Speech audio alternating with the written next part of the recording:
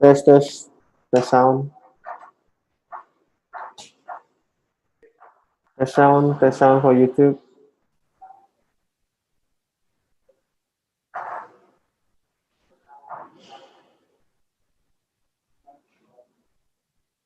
Okay.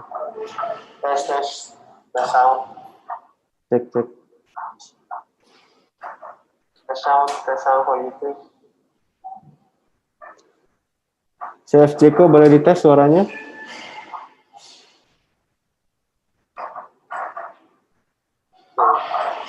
Tes the sound. Cek. The sound for YouTube. Chef Jeko boleh dites suaranya?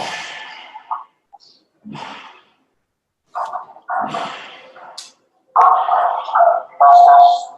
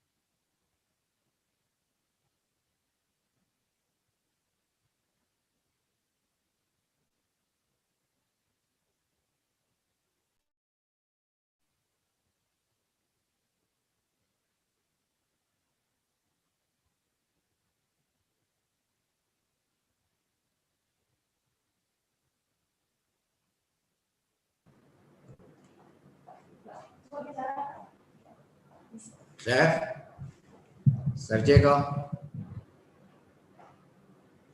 Belum dengar. Belum dengar. Udah masuk Pak suaranya Pak. Oh, udah ya. Oke Pak, jelas. Iya Pak. Nanti kalau udah mulai lagi.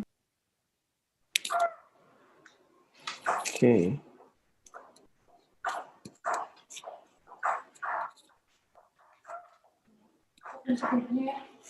Chef Jeko kayaknya headsetnya perlu ganti lah, kayak dia nggak dengar suara katanya. Coba.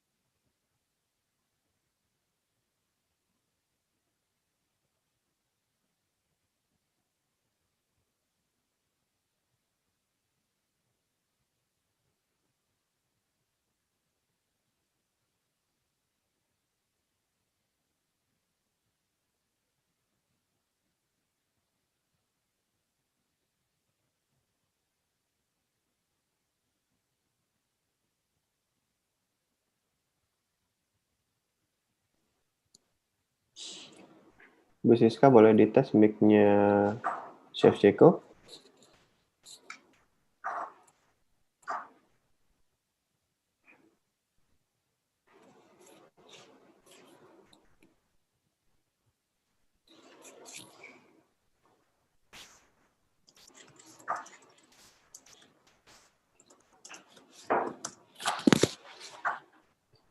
Yang di meja ya. Oke. Thank you.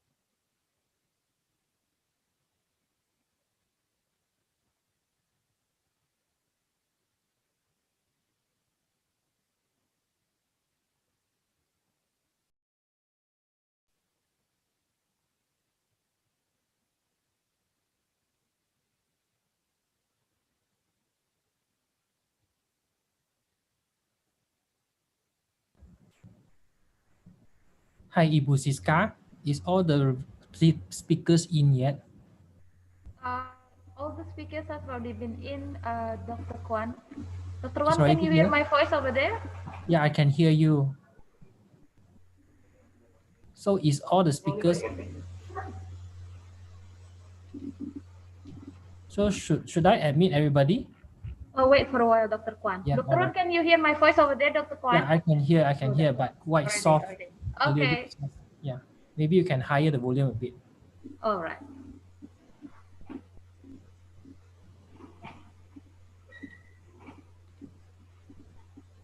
What about now, Dr. Kwan? Can you hear my voice? Yeah, it's good. Yeah, it's quite good, yeah? All right.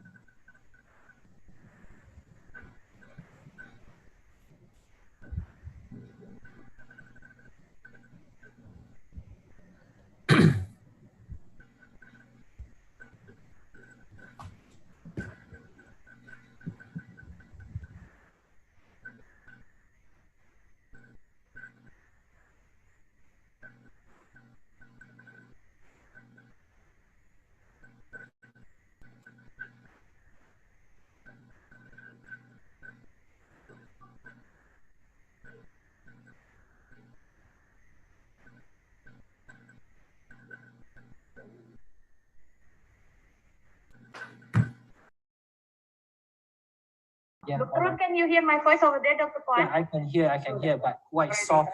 A little Okay. bit soft. Yeah, maybe you can higher the volume a bit. Ibu Siska, must we wear the mask while we talk?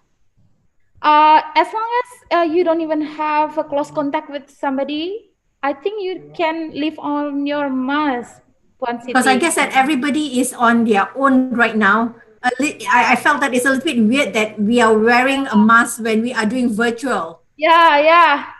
Actually, before the Puan Siti, I'm checking all the audios because we are Oh, at the, I see. Okay. so I need to All right. computers, so that's why Oh, I'm okay. wearing it. But now I don't even wear it. All right. Okay. Yeah, let me check for a while if all the speakers have been ready in here in our room. Saf Nazri already been in? Yeah, Saf Nazri. I am Hello? here. Oh, Hello. yeah, perfect. Hi. Thank you so much. Hi. Mr. Jeko, can you turn on your speakers? Hi, all right. Hi, I'm here. I can hear you Sounds good. also. And also, Mr. Chakrit Srisakun. Mr. Chakrit, have you been here already? Oh, we haven't added him yet, I think. Let me check for a while.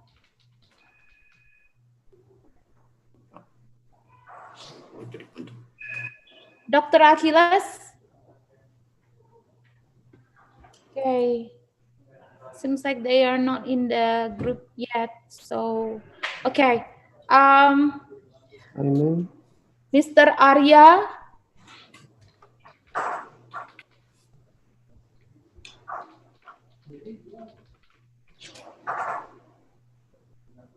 Okay, let me check. Wait, they haven't been here. Wait for a while.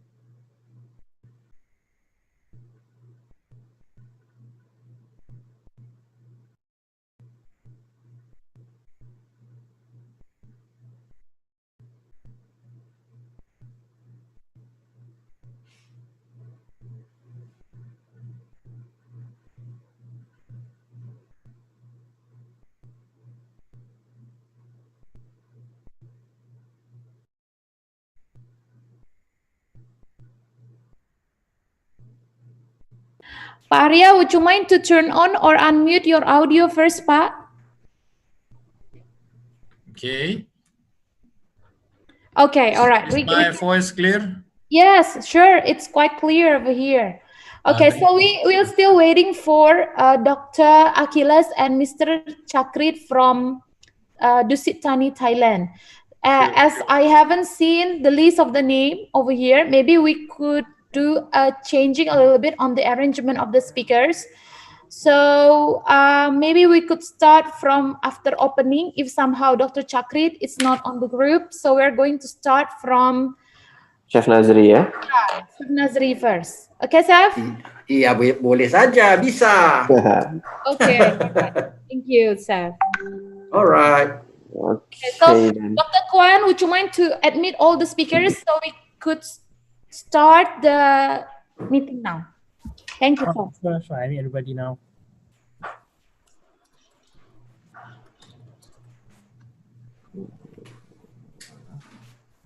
Arya,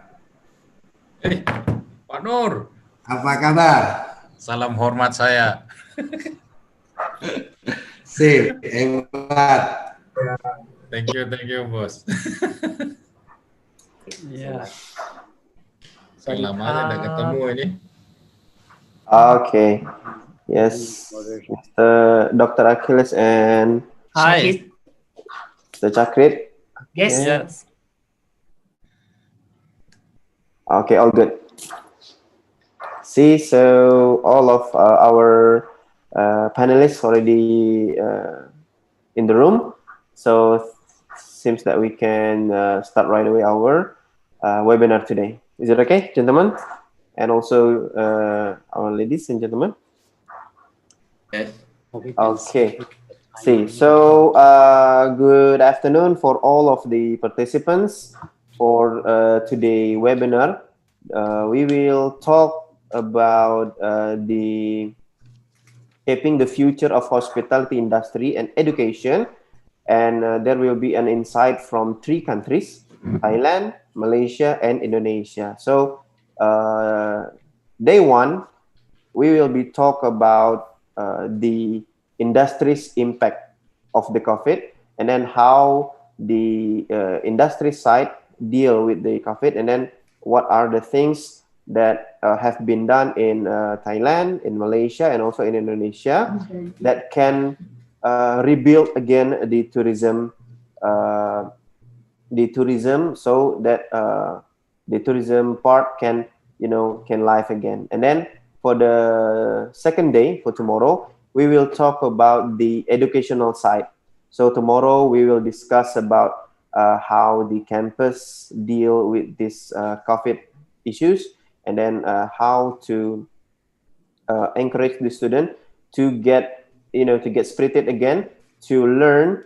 Either it is still in online studies, or is it the students later can go back again to campus and then study directly. So today we will have Mr. Chakrit Srisakun, and then Dr. Achilles, with us Yes. from Dusit Tani College.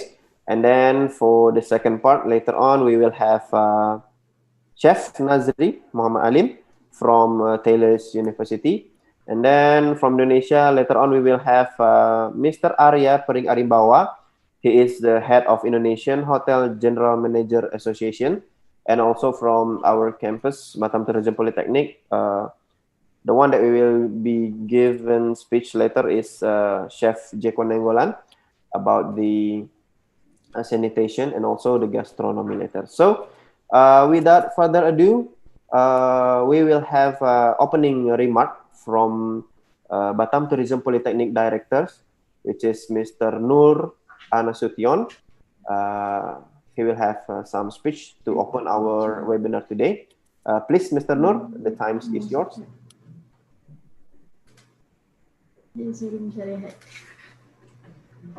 Okay. Good afternoon, everyone. Good afternoon. Yeah. Good afternoon. Mr. Chakrit, Dr. Archiles, Ms. Siti Ramadaniatun, Chef Nazri, Mr. Aya Pering, Ms. Iska, and Chef Jeko. Thank you for joining with us. Yeah, 3 countries, and it's welcome to the great speakers. Yeah, the great speakers, all of you. So this come from Thailand, Malaysia, Indonesia, and we are very proud become our collaboration in this time. Yeah, we are very proud because we have Dusit College, Thailand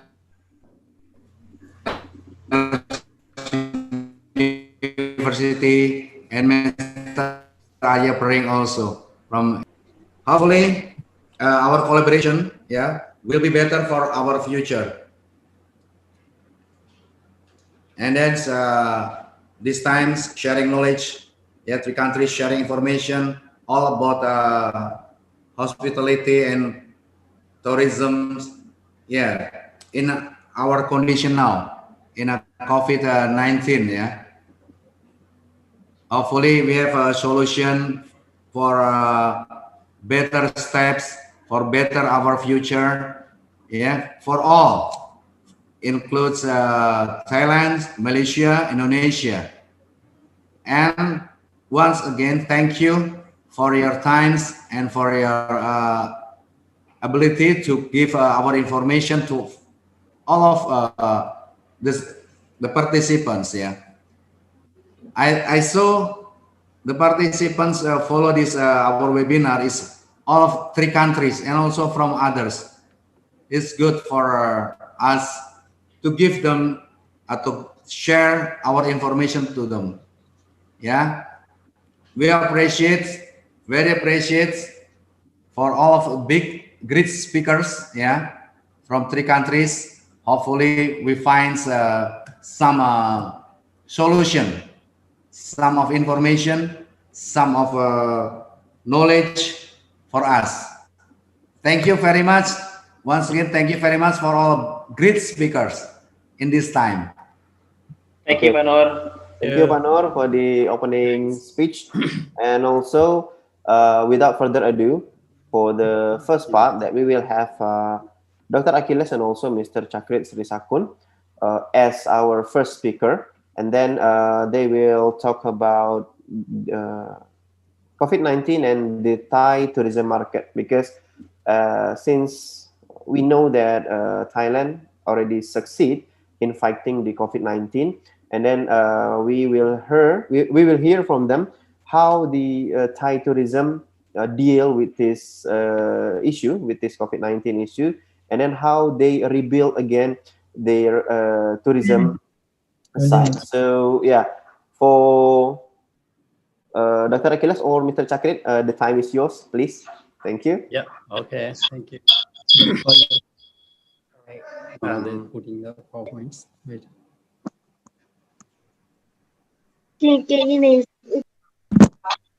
All right. I think you put Chakrit. All right ครับ สวัสดีครับ Good afternoon. Welcome to our sections, and thank you for your coming and your watching. Today, I'm Shakit Siskun and my colleague Achilles will talking about COVID-19 and Thai tourism markets based on current situations. Could you go next slide, please? All right, this is always cool thing that we going to discuss and explain about it. This is during COVID-19 in Thai tourism, into COVID-19 for lockdown, and the last one that is Thai tourism market. Let us move to the next slide, please. So I would like to start with the number of cases that occur in Thailand. When we look at this number, you will see that this is the thing that's happened in Thailand, and this is the case that Thailand can cover it. And go to next slide, you will see the starting point of the COVID-19 that start from the first March. For first month, that is, we have just only 42 cases, but within 5 months, okay, is increased dramatically into the 3,000 approximately case. Therefore, this is the situation that's occurred in Thailand. Based on this one, what is the government reacted? Please go to next slide. When this situation is happening, therefore, the government announced the curfew regulation that break down in terms of they didn't allow the people within 5 p.m. to 3 a.m. Okay, we need to stay at home based on this situation. What is the consequence in the thing that happened? Therefore, it's occurred the term of the new normal. Because what? Because they changed the behavior of the customer, especially in the Bangkok. That's in the center of Thailand. Next slide, please. And when we look at the number of this one as well, you will see that based on the 2019, we have a lot of the revenue based on the tourism, from the revenue in the international tourism. And when we compare with the 2020, this is the decrease approximately half and half. This thing that happened when COVID is occurred. Next slide. And not only that, these the hospitality industry, especially in terms of the hotel industry, this is the main sector of us that it should be served international tourism. However, when the government announced in terms of lockdown, therefore, what will happen? 95% they will lose in terms of the revenue, especially in the during April thing. Actually, for the April in Thailand, this is a high season of Thailand. However, when this situation is occur, easily affected and decreased in terms of our revenue too much. Next slide. Therefore, they try to unlock. Okay, they try to unlock in terms of COVID-19. However, we cannot do exactly 100%, but just unlock in some cases. Next slide, you will see that it's still the main point. Okay, it's still the main point is that we still control the international travel that would like to go in Thailand. This is the thing that happened. Is still controlled it because what? Because majority of Thailand they gain the revenue from the international tourists rather than the domestic tourists. Therefore, next slide, please. When the starting point of COVID-19 and then they try to unlock in some part. However, the international travel cannot come in Thailand. Therefore, this is a time that Thai need to help or Thailand need to help to each other in terms of provide the promotion, in terms of the have the some policy that encourage the people in Thailand to help in terms of our economics. Therefore, I would like to pass through the Achilles section that would say or discuss in terms of Thai tourism market, what will happen in this circumstance. Please welcome Achilles. Thank you. Thank you very much, Mr. Shakit. Thank you very much for the thank you very much for the providing me a platform to present my paper because last 1.5 years I plan to suppose go to Hungary in April, but due to Corona I have to cancel that trip. So I would like to thank you again for providing me a platform to present my paper. So after coronavirus, it is impact on across the world, and therefore the country have to protect their countries. And Thailand also locked down about 2 or 3 months, and after that, tourism industry hurt very badly. So how to revive economy and tourism? This is a big challenge for the government. Let us move to the next slide. See here if we compare the forecast of the 2019, 39.8 million people visited in Thailand, and the country gets revenue 1.93 trillion baht, and it is about 11 to 12% of the GDP, total GDP of Thailand. And after outbreak of the coronavirus, 2020, the everyday projection of the foreign arrival every day change according to the how government doing with how to take care of this problem. So that now they project that 14 million foreign arrival still can come here. It is dropped about 65%. They expect more than 40 million, and the revenue also the first quarter got 539.2 billion Thai baht, and this is just 5.65% of the GDP in Thailand. So this is a drop, we can say about 50% drop. Let us move to the next slide, please. Look at the domestic tourist also drop dramatically, and the pre-virus projection was 172 million trips. After outbreak of the virus, it is dropped to 60 million trips. But still, we cannot say how much. It's depend on how Corona impacts. Also, the government offer many simulations packages to revive the economy and tourism. So let us move to the next slide, please. The new projection of tourism. Here, see the projection is the combining domestic and international foreign receipts. TAT means Thailand Tourism Authority of Thailand now project revenue for this year 740 billion baht, a drop of 62.8%. This is just projection, and projection timely change. So let us move to the next slide, please.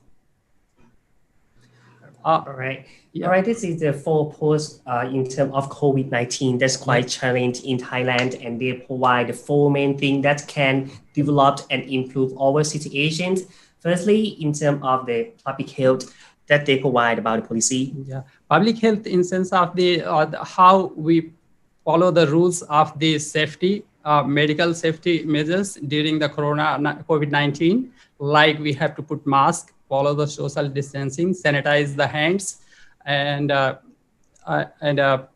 make like if the tourism place, we have to make a distance and cut the number of tourists in that destination. For a second one, they come up with the concept of the travel bubble or travel corridor. This is like a travel bubble, means the country where they have a less impact or they already controlled coronavirus impact. So they will allow to visit our country. International arrivals can visit. And then thirdly, that's the government try to simulate our economics and the financial sector as well. Yeah, after impact of the COVID-19, 2019, the economy is about very hardly hurt, and how government can offer the stimulation packages to revive economic market. As you know, the tourism have a very heavy impact, large impact on the economy. The direct and indirect businesses influence. So that's why government want to revive the tourism industry again. And last one, that's the Thai government really cared about it. That is for the education sector. Yeah, education sector. Thailand already planned next 2 years going to implement like online study system. But after COVID-19, suddenly all institutions have to follow the online teaching system. So it's a little bit challenge for us, but slowly we are used to do online. and we can say blended learning techniques, something like that. Thank you. Let us move to the next slide, please. There are 3 phases of travel bubbles strategy.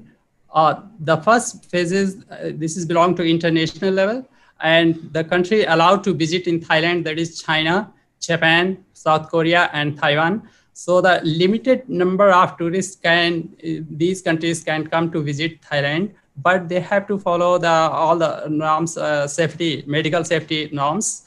And also they allow Thais to travel domestically, means the domestic market also want to improve slowly to revive the tourism industry. Let us move to the next slide, please. Travel bubble, the area of the travel bubble, this is belong to domestic market. These are the cities. The first phase, government opened these cities for the domestic travelers to visit these places, like Chiang Mai, Koh Samui, Krabi, Phuket, and Pattaya. This is experimental locations. If the government find that there is no any bad effect for the COVID-19 and people follow the rules and regulations of the put the mask on face and sanitize hand, social distancing, and also they check whenever the tourists enter the destination, check the thermal instrument by temperature.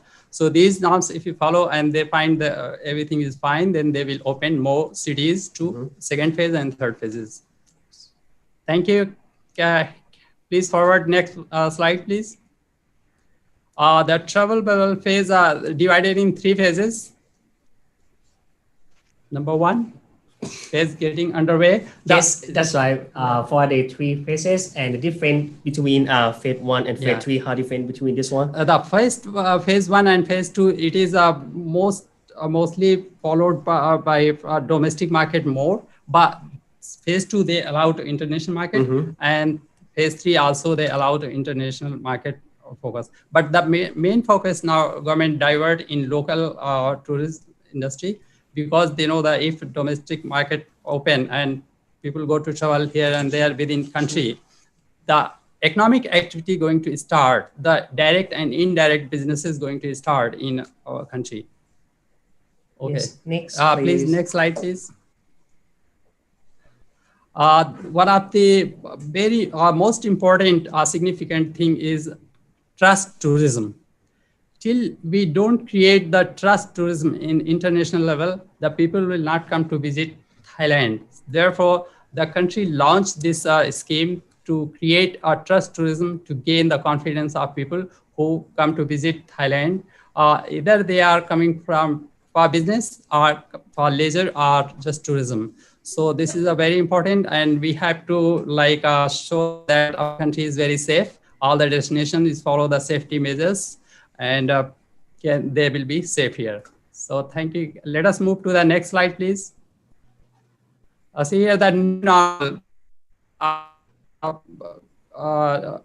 curfew finished, means lockdown finished, and then they say this is the new normal situation in Thailand. So the tourism will be promoted on the basis of safety and hygiene and social distancing.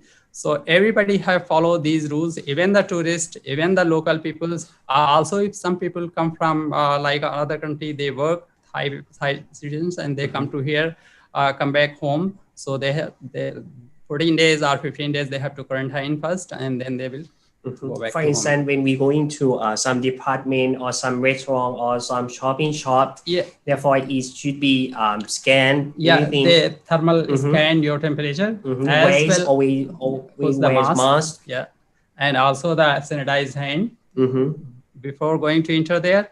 Also, when you come back, also scan the QR, or you have to write your telephone number and name, register there. If there is any problem, they will contact you. And in terms of the number of the capacity in each shopping as well? Yes, they not allow, before we have a lot of people allow how many people come, they can enter in shopping mall or destination, but now they cut 50%. So 50% people can go and visit there. Okay, let us move to the next slide, please. Now Thai government promoting de-visiting campaign with the culture activities. Here, I would like to share my personal knowledge about the revisit our social activities.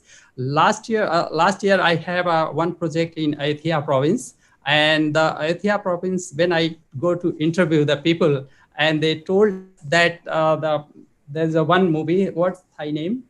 Where Ayutthaya, yes. Bupe Sanniwat. Bupe Sanniwat. English we say the Love Destiny. When they shoot there, making movie there, and after that, a lot of domestic people go to visit that place, and they put same type of the dress and make photo, and so local people get a lot of job creation. You know that this movie create a lot of job and a lot of tourist. Domestic tourists there. So I would like to say that the government have to focus on these things that make like some movie activities or some social activities to promote more and more domestic tourism. So the government focus on activities like health, beauty, or natural attractions, number of tourists, the limited, avoid to congestion. So whenever they promote any natural or ecotourism destination, also they follow the number, they focus on number of tourism. The 50% cut, only 50% of capacity allowed to follow the social distancing. So thank you very much. Let us move to the next slide, please. The best way is, this is the same thing that we have been discussed about it. Yeah. The health ministry try to promote the thing that social distancing, wear the mask. Okay. That's it. Mask, and always check in terms of the temperature. Yeah. If higher than 37, is it 37? They are not allowed to enter the. That's right. Yeah. Let us move to the next. After coronavirus and we get normal situation, new normal, government say, the government try to revive the tourism industry, and they offer every day, still now offer new promotions. So some of I put here the offer missing nature.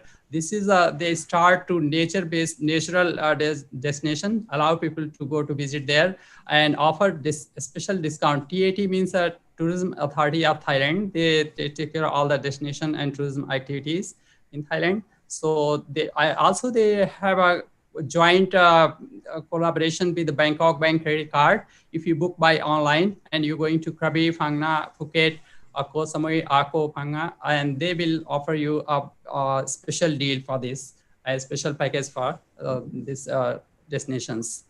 Thank you. Let us move to the next. The promotion is still going on. So compensation holidays for the Songkran festival. Thai government announced that between means start from Friday, tomorrow, 4th to 7th. Actually in Songkran festival celebrate in April 13 to 16, but government going to compensate because due to Corona, people cannot enjoy the festival. That's why they are going to replace compensate in 4 September to 7 September. And the Tourism Department or Tourism Authority of Thailand predict project that this tourism, this one, because long holiday, the tourism revenue will grow up 20%. So I think it is a very, very significant promotion that increase the economic activities and tourism activities. So thank you. Let us move to the next, please.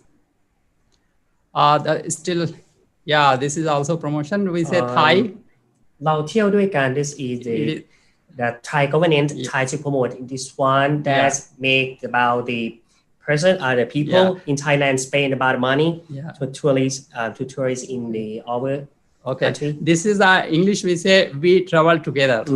But Thai, this is Thai name. So this is a give slogan to promote the domestic market. Okay, let us move to the next, please.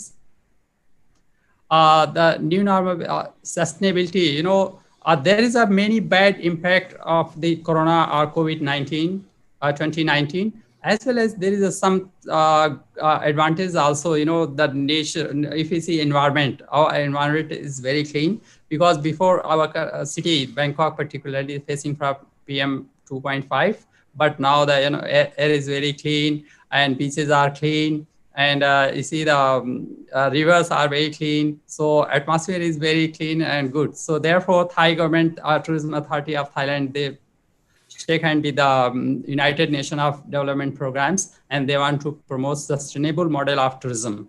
Okay, let us move to the next, please. And this is, as you know, this is Sustainable Development Goal. It is going to meet in 2030, but I don't know after Corona, they're going to extend or it's still same. There are 17 points focus, and one of that is a community-based, means try to eradicate the poverty and try to uplift people who have below the line of economic income. So that's why they want to promote community-based tourism. Okay, let us move to the next. And this is our college is a mother company, we can say, Dusit International, who own the many hotels in national and international basis. And they also join with government some promotions. This is called yeah. So we travel together, and they offer 40% discount and up to 3,000 per night a discount for the travelers, domestic travelers. Okay, let us move to the next slide, please. And this is we have a fair that is called International Thai International Travel Fair in Bangkok. There's some big hall over there. So on 23 August 2020 to promote the international market and domestic as well. So let us move to the next, please. Okay, thank you very much. Let me conclude my part. Thai government is doing a lot of everyday offer, different type of the domestic market promotion. Now their focus is more focus on domestic market, because COVID-19 2019 is still many countries now still going on very high number of cases every day. Therefore, they focus in local market, domestic market, and they want to promote more and more domestic markets, so they can revive the economic activities as well as the tourism activities. And you know that tourism have direct and indirect businesses, so that's why they want to revive again to Thai tourism market. Thank you very much. Actually, we have 6 questions. Is it from the chat live? Okay. Okay, then yes. Thank you for the explanation. Dr. Achilles and also Mr. Chakrit. Yeah, Chakrit, yeah. Okay, so it is interesting information that we received actually from the Thailand. And to conclude that some of the steps that have been done by the Thailand government, that I heard that before, they invited limited numbers of tourists, right, yeah, Doctor, yeah? And then to test the trust tourism. And then it is quite interesting actually. So how the government, give the information about this trust tourism, how that they promote that you can trust again the tourism in the Thailand, and that you already if to enter the Thailand again. Would you mind to explain a little bit? So I don't know whether we in Indonesia later or in Malaysia also can can adapt these things and then to increase our tourism business again. Okay, thank you very much for your question. It's a very interesting question. I would like to say that Thai government announced this once they announce they take a decision on this issue. They use the all social media platform to make to disseminate this information for the public, and also they put on newspapers, TV news, and everywhere where if some important departments also they disseminate this information by the written documents, but mostly they use a social media platform, and TV means the internet, to promote these things, these promotions. And also you can very easily find if you put the promotion of the Thai tourism, put the internet, and all the promotions will come. Okay, so mostly it is done by online social media. Yeah. And then one last question for this session maybe. This is from Ahmad Nur Ardan. the question is, how about the tourism school in Thailand? And then how big is the impact of this pandemic? And then when will it return to normal? Maybe some insight from Dusit Thani College, how the college deal within this pandemic, Dr. All right, based on in this situation, in terms of the educational sector, that Thai government response is mean that we try to stop it first, announce whether, all right, we have to stop and stay at home at first. This is the first thing that Thai government did it. And I think for a month or 2 months, and then they plan to propose in terms of the online education. Some part that we have the online education, we know that we cannot apply in the 100% in terms of online education. Therefore, it should be related to the field that they study as well in terms of the level of their education. For instance, in terms of the higher education in the university, some part we have to on-site and some part we have to online. Therefore, is why we come up with the hybrid learning, Blended. yes, or blended learning, allow the people that come to on-site just only 50% of the whole class. Because what? Because Thai government try to reduce in terms of their traffic, in terms of the transportation, public transportation, like that. Therefore, they quite care a lot of it. This is the big impact in Thailand as well, because majority of Thai in terms of the primary level, right, secondary level, in the university level as well. This is they have the same impact thing. Therefore, Thai just concerned that we have no idea whether what kind of the first wave will finish it, exactly thing finish it, and what will happen if the second wave will occur again. This is a time that we have to prepare everything based on the online platform or hybrid platform. That's it for the educational side. Okay, so it means that the blended learning already been started, right? So some of the students already goes to school, and then some are learning from the online, and then might be some of the schedule change after another students that goes to the school, right? Mm-hmm. Okay, then yes. Thank you for the insight from Thailand, Dr. Achilles, and also Mr. Chakrit. And then right now we move our point of view to our sisterhood country here, Malaysia. There will be Chef Nazri, the one that will be given speech. His topic will be talking about the impact of COVID-19 on Malaysia culinary scene, and then how to moving forward.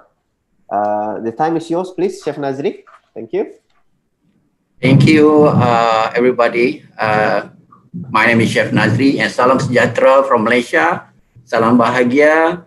I would like to welcome everybody to the session today. I'm sorry I have to wear this because I have some audience in front of me. So we have a very strict rule in Malaysia that if you are in confined space and you have a few people in a confined space, you have to wear your mask to ensure that you don't transmit COVID-19. So please bear with me. I hope you can hear me well, everybody. Yeah. Thank you very much. Yes, okay. Yes. I'll be talking on about the impact of COVID-19 on the Malaysia culinary scene, but not all I can cover within this 20 minutes. I will try to cover as much as possible on what happened to the during the COVID-19, the height of COVID-19 in April, and then it goes to the peak in May, and then it comes down in June and July and August almost. We have a case of single digits now. So I will take you through, and then I will take you to the what can we expect for the future and how to move forward from that in the Malaysian culinary scene for that matter. Next slide, please, Dr. Kwan. Thank you. Okay, a little bit about myself. Just to introduce myself, I've been in the industry since 1980s. After I finished school, I've seen the bad, the worst, and the ugly things in the industry, and is true in my blood. And I switched role as a culinary educator, and then continue being a culinary educator at the same time being a chef. So I try to maximize my learning and teaching experience as much as possible, using my experience and imparting that to the students. And here at Taylor's University, and my area expertise is more on food service system, culinary management, sustainable cuisine, food culture, culinary product development, and culinary curriculum design.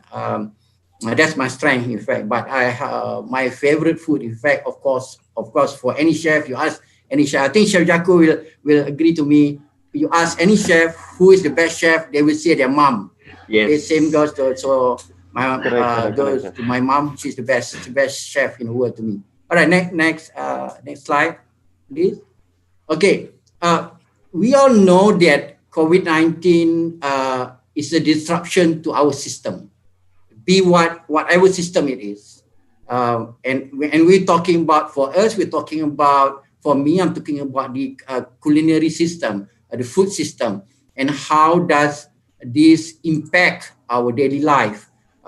People from our normal activity, we have to change to follow SOPs, to follow rules and procedures, and our life is suddenly turned upside down because just of one virus. So, and it is a very destructive way, but we must be strong, and we look on how we're able to move forward from here. Okay, next slide, please, Dr. Kwan. Now, in Malaysia, our favorite food in Malaysia is actually the mamak shop, the mamak restaurant. We call it mamak. Mamak is actually is in our blood. If you whether you're in the village or in the city or whatever, the first thing that you think of is for the first meal of the day is actually mamak. Actually, 90% of us will go to the mamak restaurant and just to have simple food such as roti canai or nasi lemak. And suddenly, due to COVID-19, it's been disrupted. We can't go out and have, and we can go out.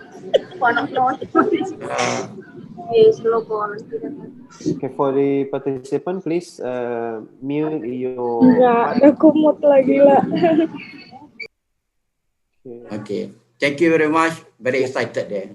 Yeah. Okay. Anyway, you can continue.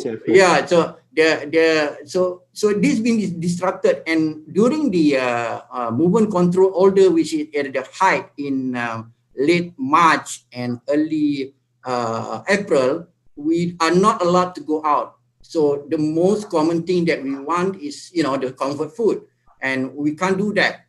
So we turn to our own delivery service, or we use delivery service to get the food. Dr. Kwan, please, next slide. So in fact, if you look at the date in 2000 and the date in April 4th or 3rd, 2020, this is during the height.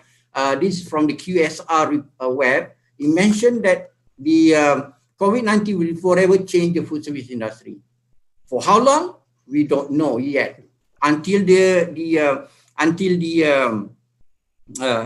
virus can be under control and the pandemic can be under control, who knows when? We have to live with the way we're going to live with the new norm right now. Dr. Kwan, please. Next slide. Thank you. Okay. Now, during the April month, actually the Ramadan month at that time, way back in goes into the May month. So during that time, the hotels are all closed. They can't operate because there's no guests, nobody. So, but they still need to create revenue and to sustain their business. So what they do is they innovate by using their buffet. Ramadan usually is very famous here in Malaysia. We call it Ramadan buffet and Ramadan iftar buffet and so on. So they innovate by having it as a delivery service, and they use their own delivery service, or they use the popular delivery service here in Malaysia, GrabFood or Food Panda, to deliver it to them. This is some example from Equatorial Kuala Lumpur and Hilton Kuala Lumpur and many more. I just put a few of these here, 3 of these here. Next one, so Best Western is also there. Okay, and local restaurants also, they are suffering. Next slide, thank you. Dr. Kwan, next slide. Okay, local restaurants also are trying hard to keep their business sustainable.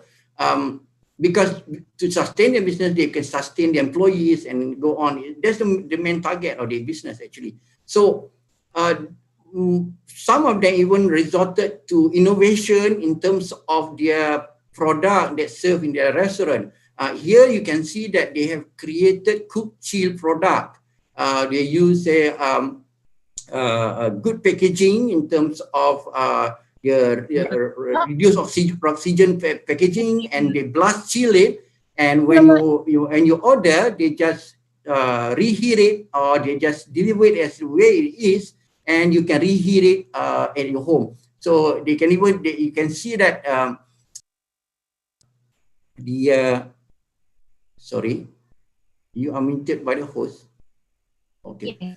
Sorry. So you can see that the takeaway delivery service, they even put it in this is actually in the Instagram, yeah. So they use a lot of the social media to get their business going. Okay, next please, Dr. Kwan. Okay, now I think this is the same to all over the country in the world, but in Malaysia we use this or what we call the apps. One of the apps by the government, by the Ministry of Health, they use it MySejahtera apps. And whenever you want to go out to the restaurant and have to have your food, after the pandemic has slowly going down, this is starting in May, June, July, somewhere early end of June. So we're starting to use this app to monitor the movement of customer, to control the movement of people, to ensure that if pandemic happens in this particular establishment, our names are recorded so that we can be detected, and we have to go through the PCR test. So this is how they do it. We scan the QR code, and then we get the information. We already register our name inside there, and then we can enter. Now, of course, before we enter, I think the same with other countries. We use they're going to check our thermometer.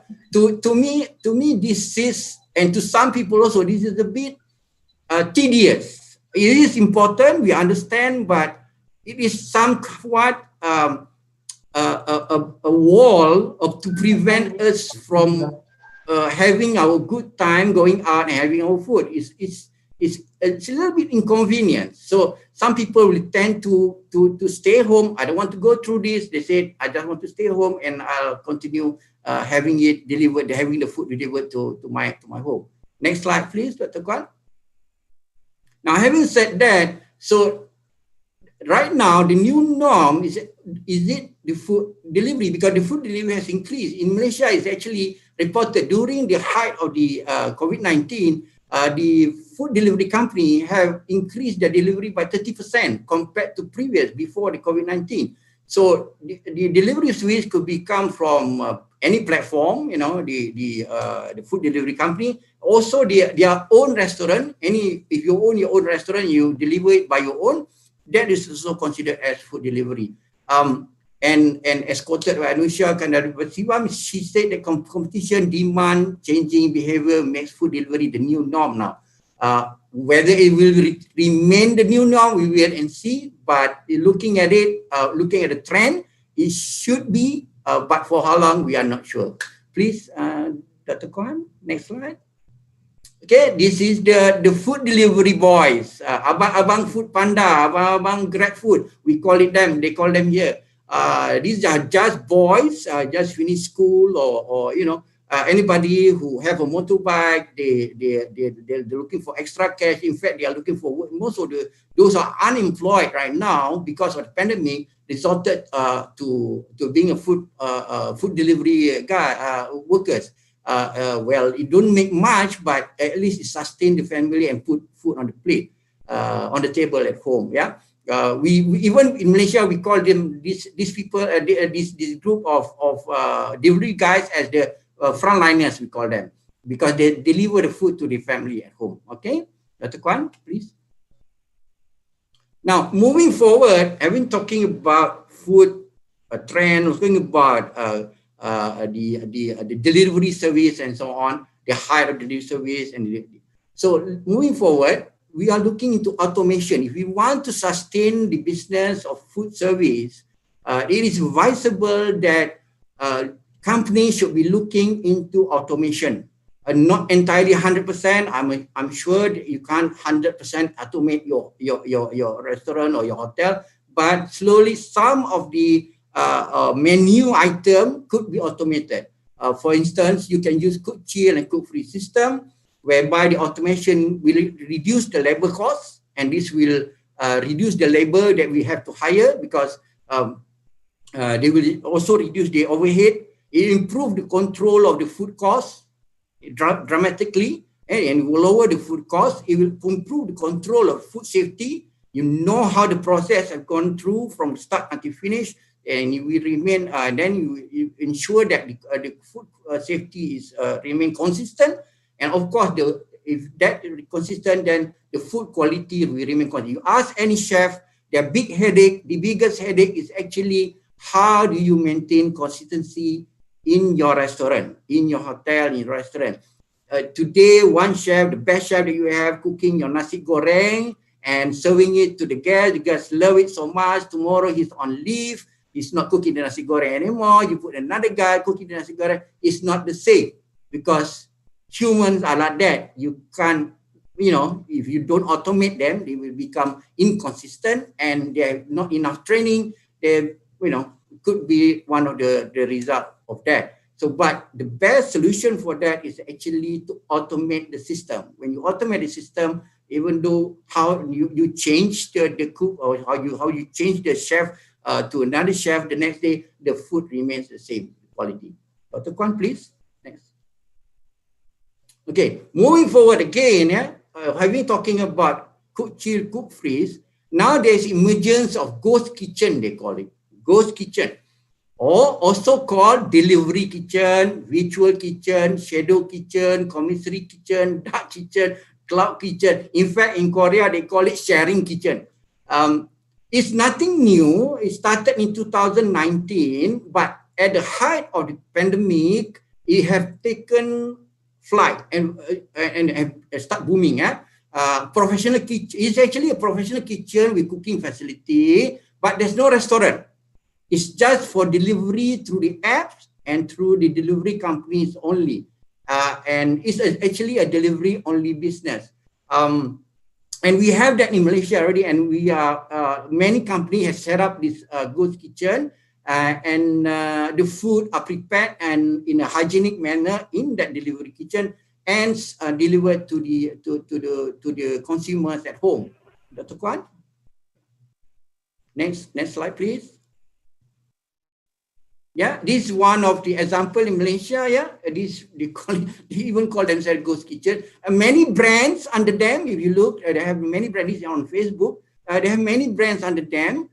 Even if any one of us, like myself, I can create my own brand and I give it to them, and then they can prepare the food. And because I don't want to talk about the business model. The business model itself will have different business model. Of course, I'm just talking about the system. Yeah. You want to know about the business model, then we have to stay here until tonight, okay? Please, okay. So I will talk about just the system and how it works, yeah? Dr. Kwan, next slide. I will explain further. So why are cloud kitchens trending now? This is because due to COVID-19 SOPs, restrictions, movement control. I don't want to go to a restaurant where I have to wait in line, because when imagine a restaurant. Previously, that restaurant can accommodate 100 packs. Yeah, everybody, 100 packs. Due to COVID-19, that restaurant have to be, to be served in a smaller area, and only allow smaller portion, which only allow 40 packs or 30 packs. So you are losing revenue on tables that you cannot sell. So what you need to do, you have to diversify, and you have to use the delivery service on cloud kitchens. Ability to eliminate overhead costs, that means there's no front of the house. Ability to eliminate bad service, of course, front of the house, probably going to get bad service. Most of the time, or sometimes when you go to a restaurant, you get good service, sometimes you get bad service. We can eliminate the bad service because we do not have a front of the house. Marketing is taken care by another party. For example, the ghost kitchen will handle your marketing. in terms of promoting your menu, promoting your item, and giving discount, whatnot, is taken care of. We just concentrate on your food and how you do the cooking. Dr. Kwan, please, next slide. Now, this is the real virtual kitchen located in Kuala Lumpur. In fact, it is located in one of those shopping mall in Damansara, the Curve. It's called Nest. It's a virtual kitchen. This is just a facade on our outside. Dr. Kwan, next slide, please.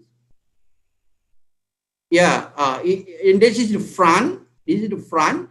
There's nothing, there's no table, there's no door, there's no front of the house, there's no entrance where the guests can go in. No, even call themselves ghost kitchen. If you can see the tops above the door, that's all the brand that they are selling. That they are under this ghost kitchen. So where you can order through Food Panda or Grab Food or even their own website. You can go there and you can order through the apps. Yeah, let's go next. So when you order the delivery, through Food Panda, for example, you can see that the Abang Food Panda is already there.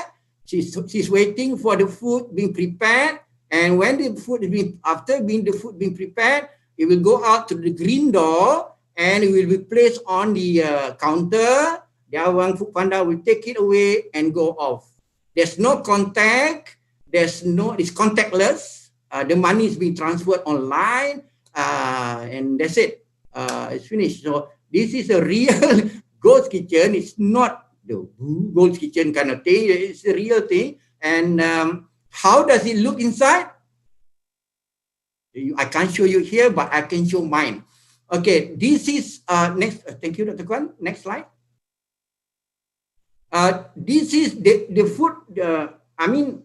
The ghost kitchen is a concept. How they design the kitchen, which inside the ghost kitchen, it depends on what system they use. Usually, they will use a cook chill system, which you can see here. This is actually my kitchen, or in Taylor's University. We designed this kitchen to be part of our curriculum, where we teach cook chill system to our Bachelor Culinary Management student.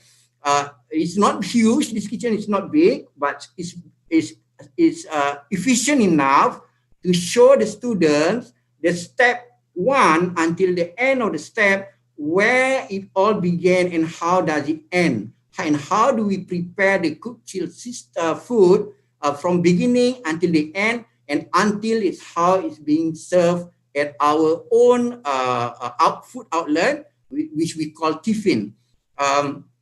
So, Dr. Kwan, please. Next slide. Yeah. So this is how the student prepare the item in a hygienic manner, and we portion it properly according to the recipe, and we measure every single thing, including the salt, pepper, everything. We measure. For instance, what the students are preparing right now for one tray is, for example, I just give you an example, chicken rice. That chicken rice is measured to 4 packs for one tray. So they will prepare for 4 packs, one tray according to the recipe, standard recipe, and the recipe has been tested, and they will prepare it accordingly. And this is how we control the consistency. So no matter who will be doing the cooking, as long as we control the ingredients and how much ingredients goes into the cooking, it will remain consistent in terms of flavor and in terms of texture. Next, Dr. Kwan. Okay, and this is the end of the product. After we have done the cooking, it's been packaging in the sous vide. Right now we're using sous vide tray and sous vide container, and we blast chill it. And we keep, and this product can be kept for maximum of 3 months or 3 weeks. So it depends on the product. For me, for the classes that we use, we do not exceed more than 3 weeks. Okay, because why? Because the kitchen is small and the production is we can't produce more than 50 packs a day. And that's the final product, which is the chicken rice with the roasted chicken and also the sambal that goes together with it. Everything that you see on that plate is actually a cooked chill product, and this is being served at our own on-campus food outlet tiffin. Whether this is the future, maybe yes, maybe not, but we must get the student ready for the future. That's the purpose of the university. We must prepare the student for the future. And in that, we have to look into the trend, and we have to apply that during their learning schedule in the campus to be ready for the future. Dr. Kwan, next. So I think that's all from me. Whether we are looking forward towards the next thing to happen, we are still unsure. Everybody in the world right now, due to the pandemic, in fact, all over the world, 24 million have been infected. We have to stay strong, everybody. We pray together so that the pandemic can be overcome by everybody at the shortest time as possible, and our life can go back to normal. Salam sejahtera from me, from Malaysia. Thank you very much. Thank you. Okay, then thank you for your explanation, Chef Nazri. It is interesting concept actually by the Ghost Kitchen. So it's kind of like a food court, and then but it is full online, yeah, Chef, yeah. Yes, so yes. make the order online, and then after the kitchen create the food, and then the food also will be sent by Abang Grab atau or Abang Food Panda tadi, ya. Yeah. Okay. So we will invite one of our participants actually to ask directly with you, Chef Nazri. We have here another question from Ahmad Nur Ardan, actually from Winaya Mukti University. Okay, let me find him first. Okay.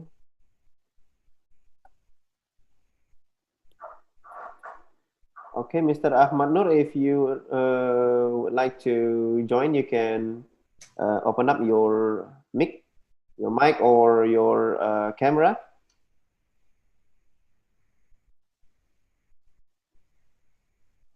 Okay.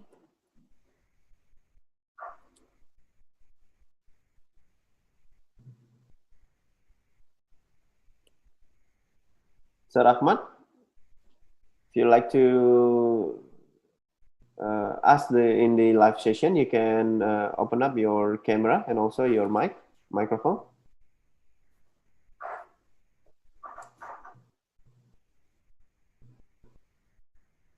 Okay.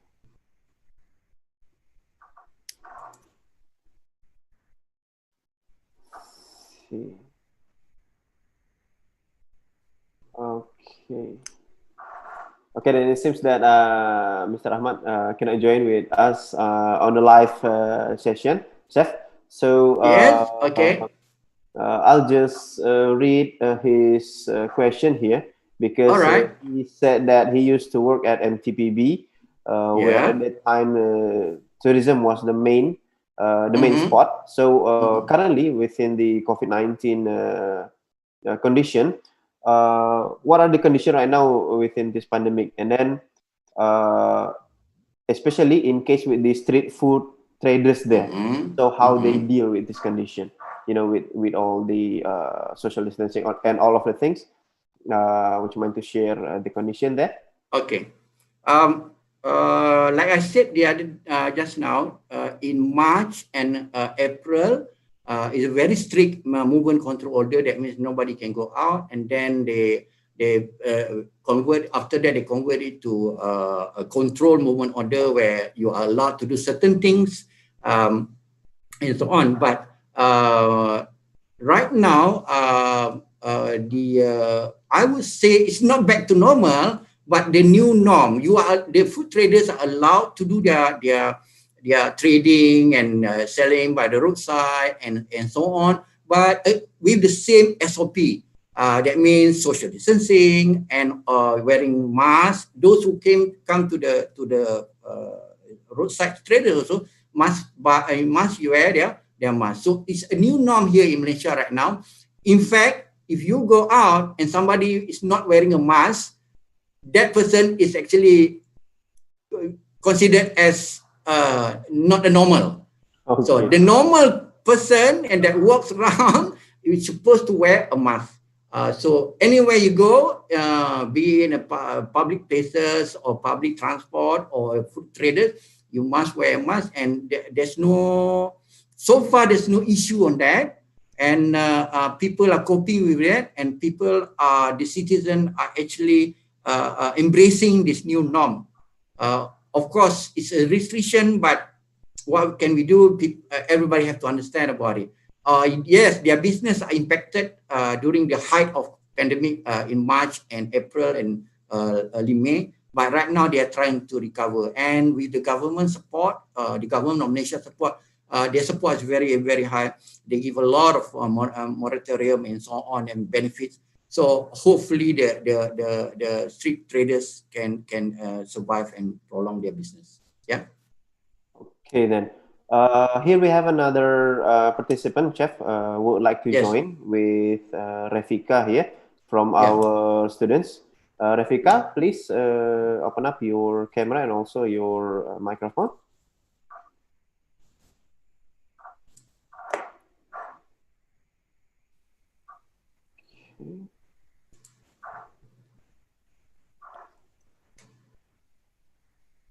Yes, please, Refika, your question.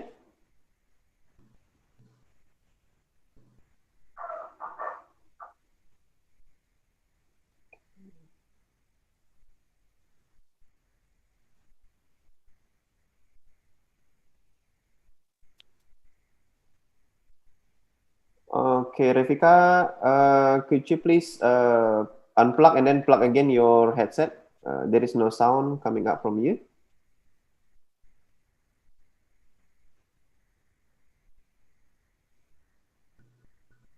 Take out your headset and then put it back in.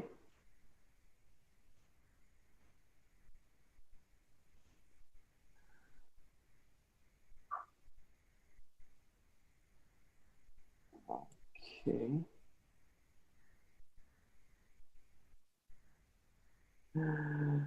Seems still there is no voice coming out from Refika.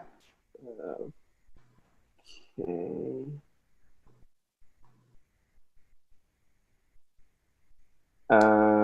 Or you can take out your headset, just use directly from your phone.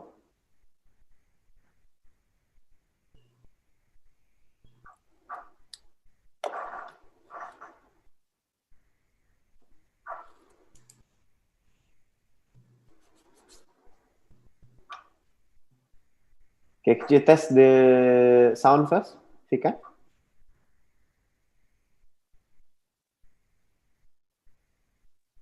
Okay, still no sound from Fika. Okay, okay then I will read Fika question, Chef.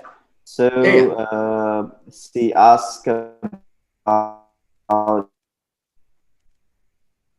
the government keep the tourism industry running as before, even though it is currently in pandemic era, so that you know, the state that still can receive some income from the tourism business, because as we know that both in our country, the tourism industry is quite the largest contributor to you know, to the country.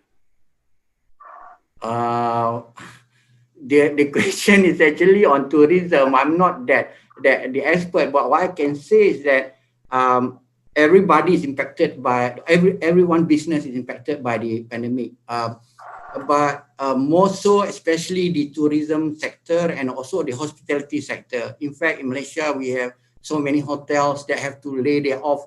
Imagine a hotel that have 100 workers before, or 100 staff. They have to let go 90 of them, 90%. For example, 90% of them have to let go and sustain only 10. Let go means it's not that they have to get rid of them. It's just that they have to give them unpaid leave, for example, until the condition come back to normal. And a lot of people also talk about the airline industry being impacted. And when they talk about airline industry, they talk about the stewardess and they talk about the pilot who lost their job. No, actually, it's not that. If you look at the support system for the airline industry, it includes the ground crew who have to unload the bags. They have to those people who have to cook the food for the flights, which is the chef. I mean, there are hundreds and thousands of people are impacted by that by the pandemic in the airline industry, but they focus much more on the pilots and the tourism because they are the front of the service, not the back of the service. In fact, because in one flight, you just imagine there's only 2 pilots and 3 cabin crew. There's only 5 flight crew. To support that 5 flight crew is where, in fact, there are another 50 other people who support them. So that 50 other people is not working right now because of the pandemic. So we have to, I just want to reiterate this again. We have to be strong, and the only way we can overcome this pandemic is to work together and to share our information and to work to fight the pandemic so that we can go back to our normal life. Thank you very much. Yes, thank you, Chef. And then the most important thing is that we follow the safety. Correct. Yeah. Yes. Yeah, okay. Yes. Thank you for the sharing, Chef. And then yes, my pleasure. Yeah, thank you. And then also for the answering the question. And then we move to our side here from Indonesia that we have Mr. Arya Pering Arimbawa, or Mr. Arya. He's from the Indonesian Hotel General Manager Association, and then he will share about the Indonesian hospitality situation currently right now, and then the strategic challenge in empowering Indonesian tourism during this post-pandemic situation.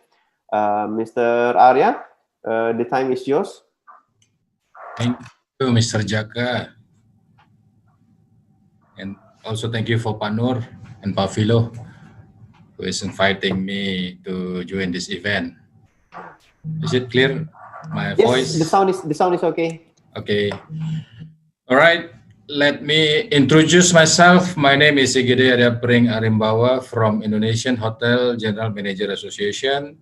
I'm still working right now with PT Archipelago International as a regional general manager for East area.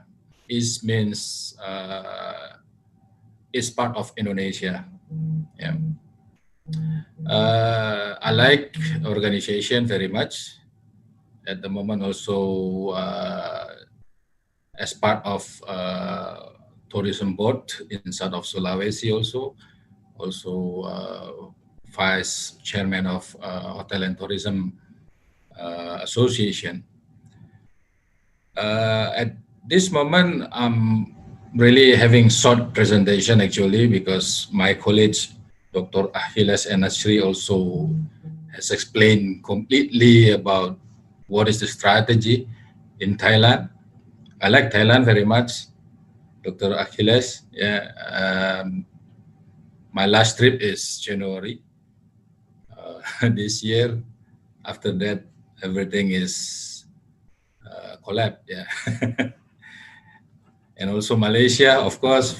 If I want to go to Thailand, and also, yeah, pasti to Malaysia. Yeah. Okay.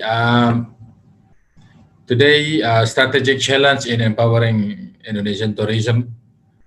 Actually, you can, Doctor, you can enter into next slide, please, Dr. Kwan.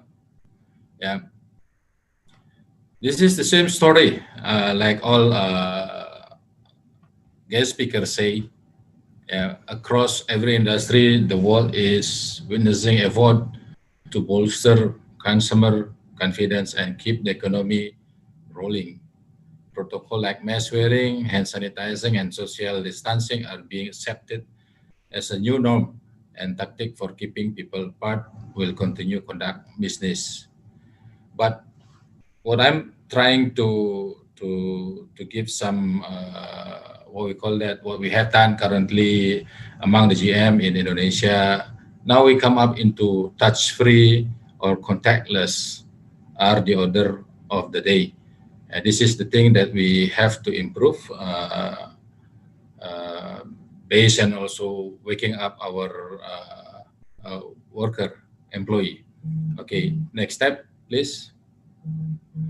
COVID-19 brought rapid change in customer behavior. Yeah. This is two sides actually. I myself also work closely with Ministry of Tourism, with some of stakeholders to see what happened with this current situation, and we work together also to provide health protocol for the Indonesian actually. And these things we have to emphasize to surround us. Yeah, we cannot only practicing by ourselves. We cannot enlivening those things of behavior changes among the hotel itself, but we have to talk around the hotel, talk to the people, talk to the community. Yeah, we have to enlivening what is health protocol itself. Keeping pace with expectation has never been more important. We have to listen. We have to see what customer need actually. Yeah, what is the current situation needed is clean. Yeah, and then safe, what we call the secure, and also environment. H is hygiene. Actually, hotel itself, we put those things as our base. Yeah, we have to put hazardous concern. We have to put cleanliness on the top. We have to put and trying to keep the environment, yeah, around the hotel itself to be what we call that match each other. Yeah. Then the answer lies into keep up with your customer changing need. Then we have to change. What we have to do, we have to adapt ourselves to the current situation. Next slide, please, Dr. Kwan. What we have done so far, how technology will reshape the hotel industry. At the moment, we do understand we have to protect ourselves by using masker, by using face shield, and also hand wash, self-distancing also. But we have to come up with new things, which is technology. Why technology? Because this is the tools that we have to adapt to ensure our customer feel secure to our property. Next slide, please. As explained also by Chef Nasri, barcode scan apps. At the moment, we emphasize all of my friends among the group of EHGMA. We put all the things information.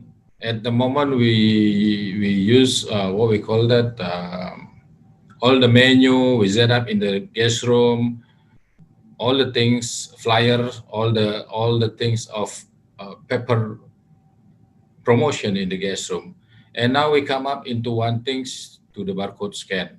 We just use the barcode. Yeah, again, the guest can use the barcode. All the information is going to be easy to find through the barcode scan. And we come up also with the kind of things like online check-in. What does it mean, online check-in? This is new also apps that we have talked with someone in Jakarta.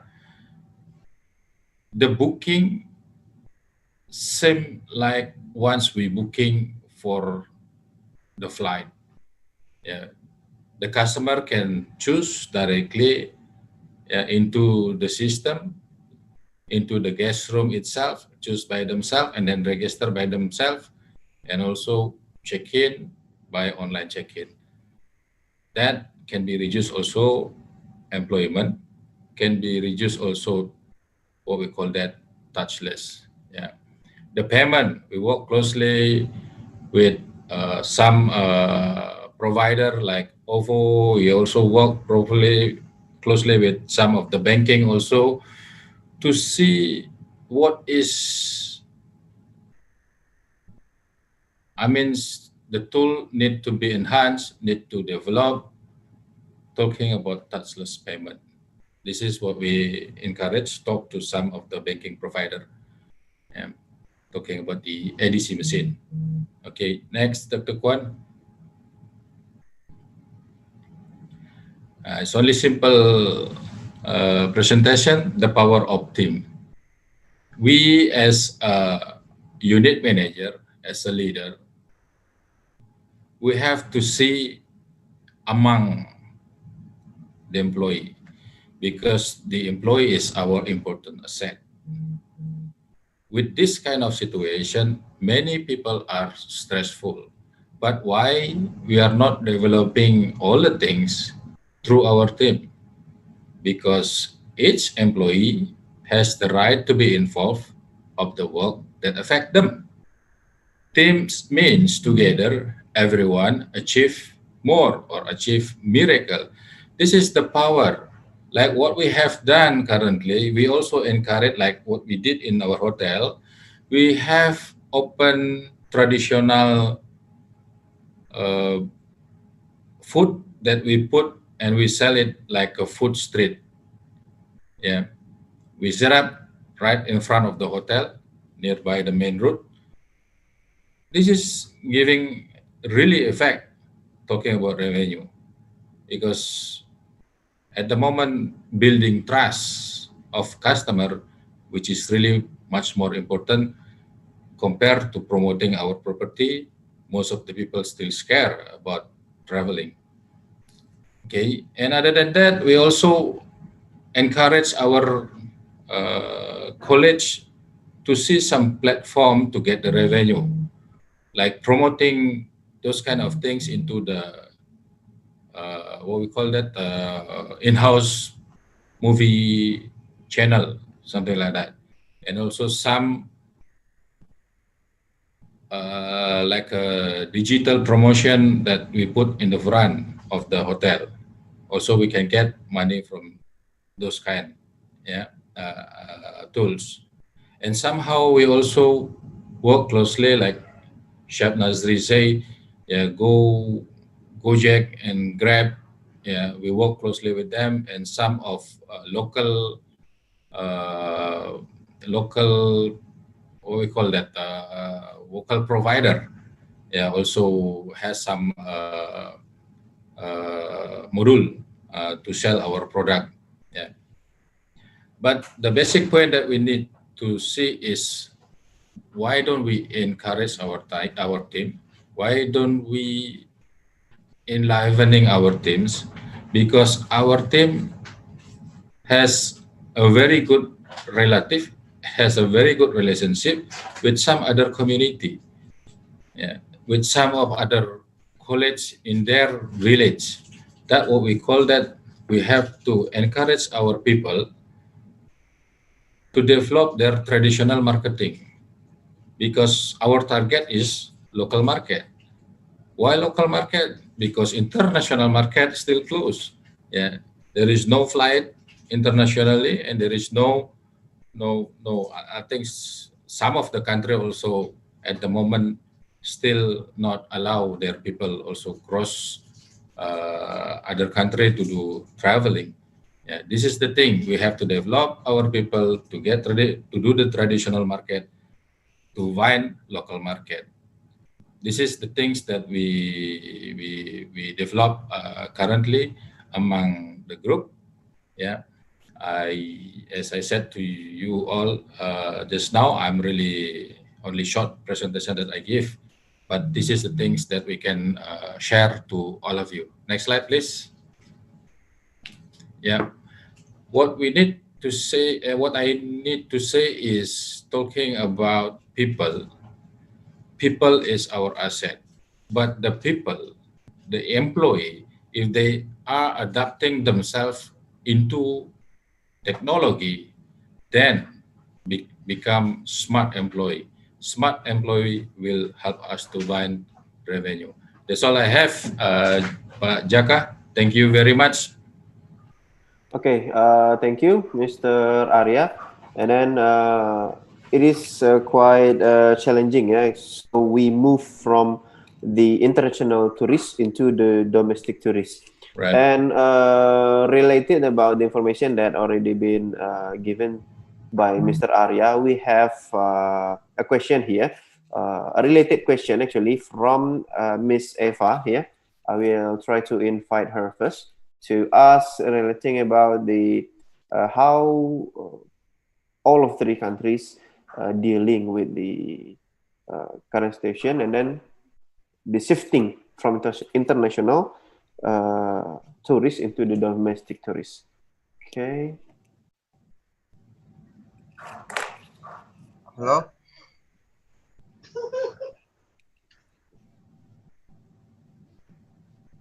Okay, Mr. Eva, please open up your camera and also your microphone. Yes. No, they already asked some question, so I have to wait. Please raise your hand. You can talk right now. Miss Eva? No, he announced another person we can add. That's good. Miss Eva, can you open up the microphone? Hello. Okay, yes, we can hear you. Yeah, you can you can ask your question to all of our panelists. Thank you. Hi, everybody.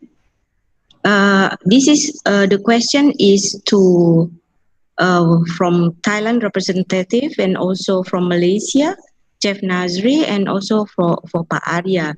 It is related same questions. How Malaysia, Thailand, and also Indonesia government strategic, especially on focusing more on domestic market, because here in Kepulauan Riau and Batam, our tourism market is all international.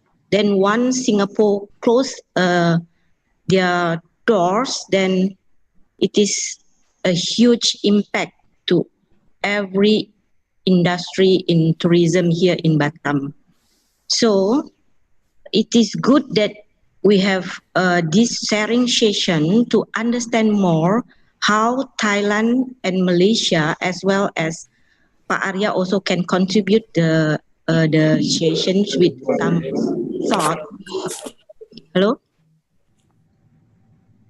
Yeah, you can continue. Yes. What is the government strategic in terms of more focusing and in domestic market? That is one.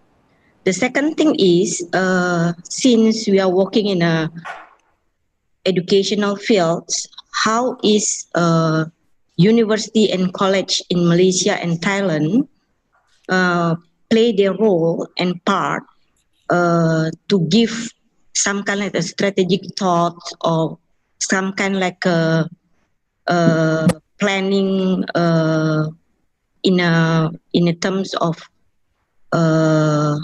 like ideas and feedback to the governments, so we can play more active role in giving some ideas to the government to anticipate the current situation. That's all. Thank you, Pak Jaka. Okay, thank you for the question, Ms. Eva. So maybe to summarize how the strategic that have been done by the government, to empower more on the domestic side of the tourism. Would you mind to answer it first, maybe, Dr. Achilles and also Chakrit, Mr. Chakrit? Please. Okay. Thank you very much for your question. I would like to tell you Thailand is doing a lot of things for to promote domestic market. As I told you that they offer special holidays for the who want to travel, like a long weekend offer. Also, Thailand government offers some incentive, like provide the common people for the like a 2,000, 3,000 baht. If people want to travel, they have to register and they get it. And Thai government also want to focus on to promote more and more. A lot of every like we say province means after country they divide in provinces. So every province now promoting their tourism. As I want to share with you that there is a province name is there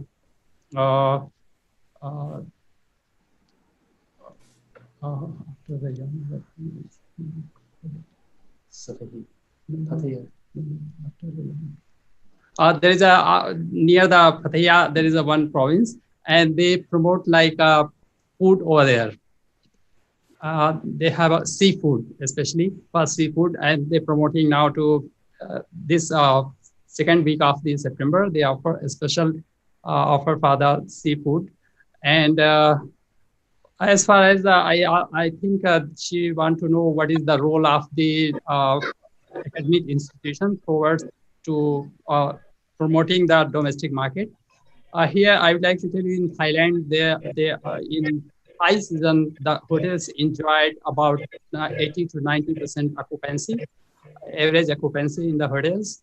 And nowadays, suddenly, come down, and many laborers lay off, and they ask hotel professional to take like leave without pay, or many they say take a compulsory retirement or some schemes. So for the institutions, they are offering to upgrade and upgrade the skill.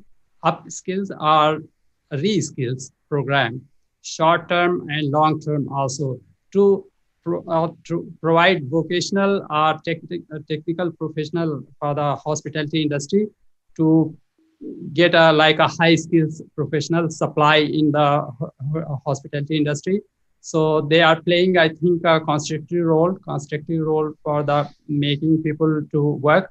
And also the institutions are going to provide more and more vocational training program for the people. So people can do another job or can develop own entrepreneurship. So they will not jobless. And during the January to March, Thailand get about 140,000 personal jobless, and therefore their government now thinking how can involve that people to get the job. So everybody nowadays, COVID-19 pandemic, so people get less jobs. Therefore, they want to train in make entrepreneur. So if they are entrepreneur, they can offer some people, they can employ more people in their business. So this is the government is doing. And also I would like to say the academic institution also playing a constructive role. They are providing research, they are doing research work and provide the data for the government to take a decision making towards the pandemic situation. So I think they are doing these efforts and playing the constructive roles. Thank you very much. I see. Thank you, Doctor. So Thailand government empower their citizen, the one that has already been fired previously or lost their job, to do some entrepreneurship. Okay, and then we move to Malaysia, maybe, Chef. So yes, what are things that the government do to their domestic side here? Yeah, thank you. To answer I can't answer 100%, but I will try my best. In March, the government of Malaysia announced a moratorium of 100 billion ringgit Malaysia of moratorium, whereby I will explain one by one. One of it is actually for borrowers who borrow money from bank for loans, car loans, housing loan, and whatever, to suspend their loan, to suspend their payment.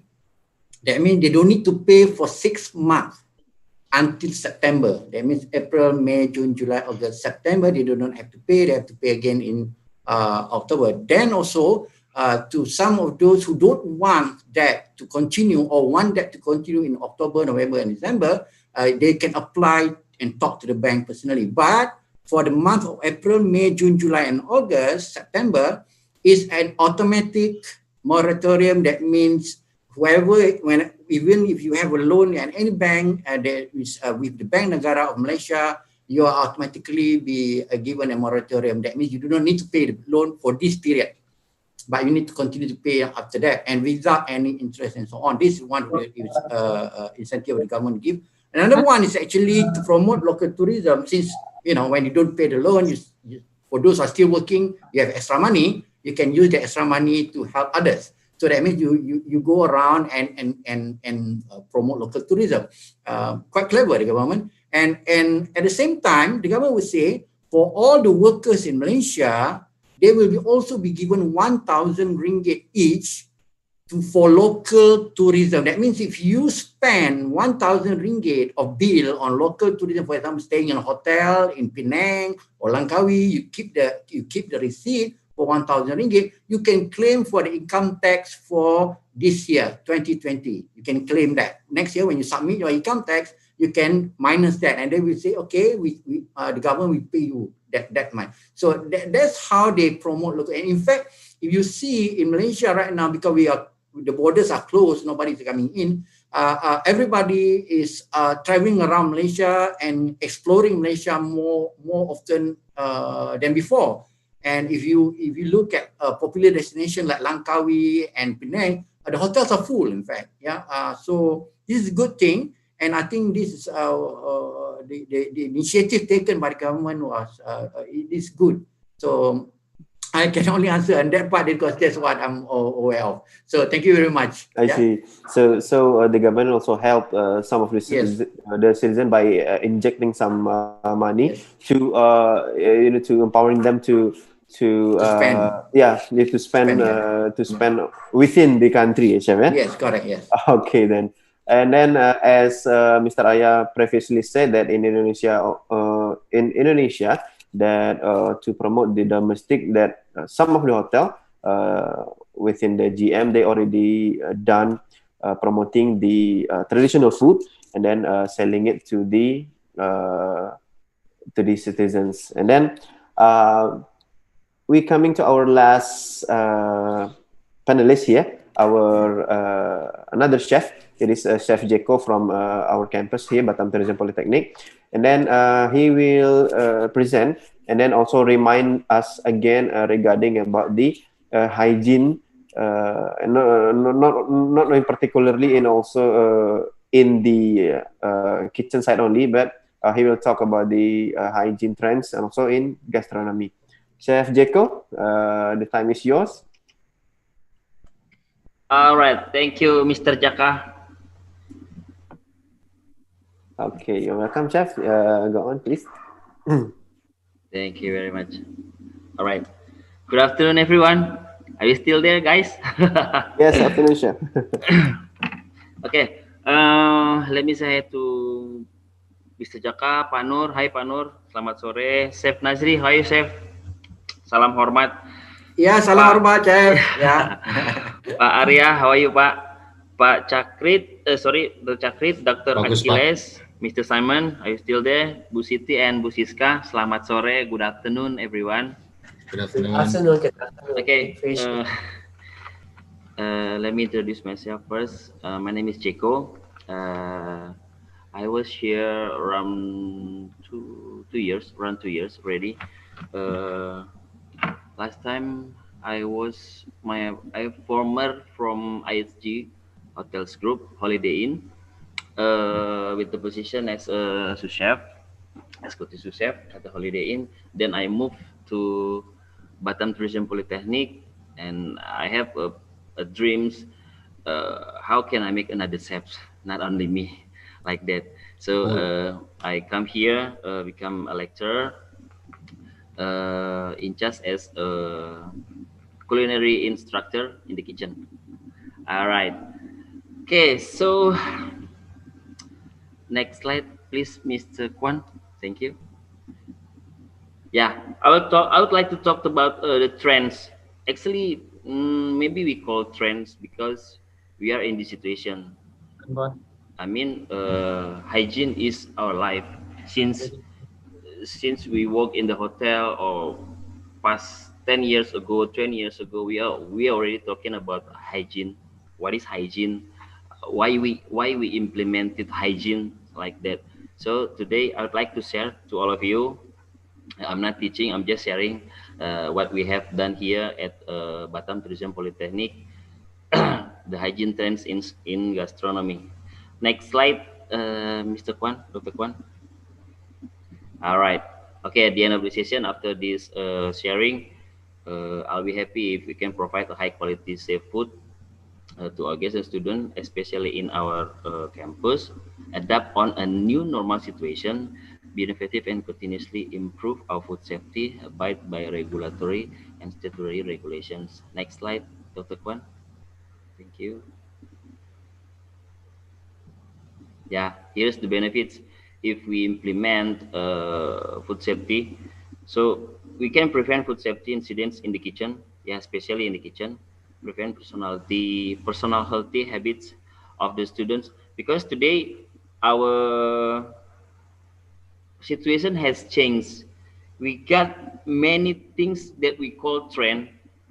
We are in new normal situation, so there are new kinds of things comes to our life today. That's why as the benefits, if we talking about hygiene, we have prevent personal healthy habits of the student become a habit right now, and focusing on critical food safety areas. Today's students consumer confidence, good product knowledge, and ROS result practice hygiene security prevents. That's the benefits. Next slide, Dr. Kwan. Yeah, in Batam Tourism Polytechnic, we have some policies that we create. We set this as our rule, our own rule in Batam Tourism Polytechnics. We create around 13 policies that we have implemented actually before we face this situation, the pandemic situation. We have already applied those kinds of policies. But today we want to say, we want to talk about this become a trend. We just make it more strictly, just like that. Yeah, we have 13 policies. I will share to you one by one. Next, Dr. Kwan, thank you. Yeah, this one is usual in every single place. Now we see how we prevent this situation by hand washing. All the public areas now, they got the poster all around at the corner, hand washing station, how to washing hands become a habit right now. Yeah, in Batam Tourism Polytechnic.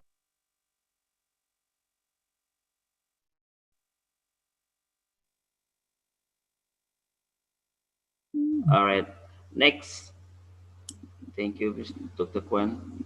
Yeah, this is how we washing hands. Looks like usual, but if we do not follow this way to washing hands, we cannot get the benefit of washing hands. Use warm water, wet your hands, get a small amount of soap, rub in around 20 seconds, brush with fingernails, rinse with warm water, dry with paper towel, put on sanitizer gel. We do this every single time. Next, Dr. Kwan.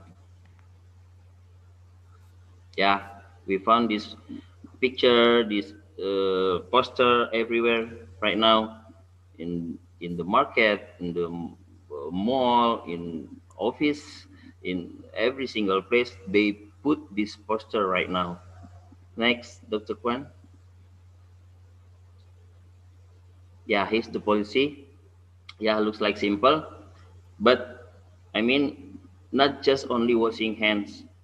We use the warm water. Yeah, if we have the hand spray like sensor, it's okay. We have to apply liquid sanitizer. Nail brush, we have to put nail brush at the washing station. Next to the point. Yeah, this is what we implement. This is what we told teach to our students, that for now, when we start to practice in the kitchen, they have to wearing face mask, masker wearing face shield, so as the rule of hygiene and sanitation, no wedding rings, no wedges. I mean, all of this policy is reflected to how we prevent hygiene in the kitchen. Next, Dr. Kwan. This is what I'm talking about, the personal habits.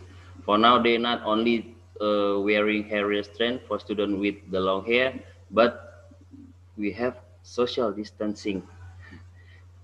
They're wearing face masker, wearing face shield, face masker. So for now, actually, we are learn how to make these situations become a habit. I think that will take some more time, but we want to make this as a habit for our students. Wearing masker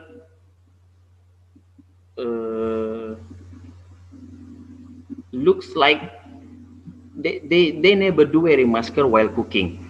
They never do wearing masker while they cutting something. But today they have to wear face shield, face masker when they are in the kitchen. Yeah, also they have a clean clothing and aprons, no whipping and aprons, no spoons and paring knife in any pockets, keep personal items in the locker. So these personal habits they have to do every single time they ingest in the kitchen. Next to the one.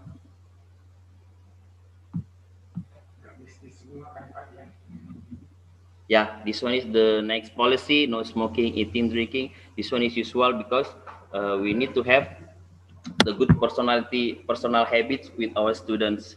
Next, the third one.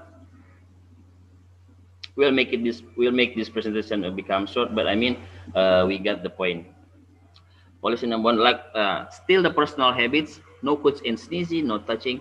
All kind of things in this policy is how it prevent how to prevent all virus comes into us. Next to the one. Yeah, this one is policy, still policy number one, disposal gloves. And sorry, disposal glove. Yeah, how to use disposal gloves. Next to the one.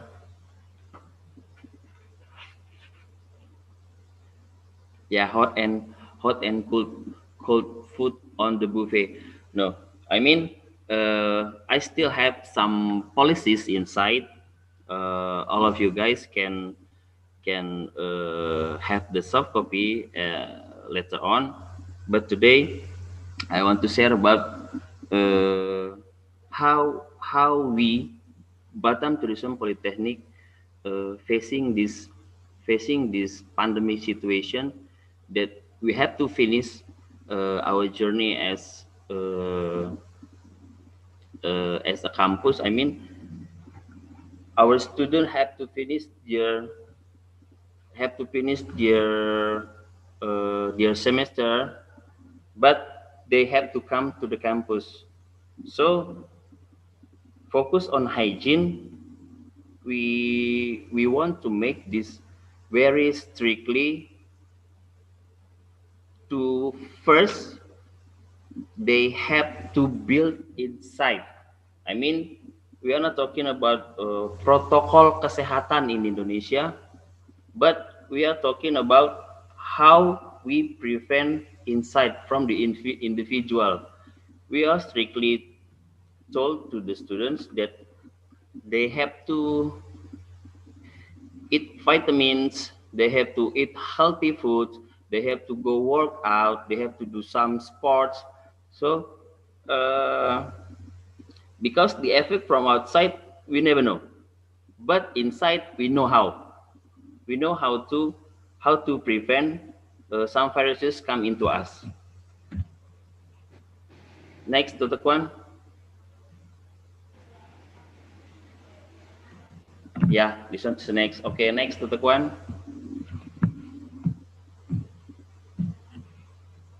All right, this one is also important, but this one is specifically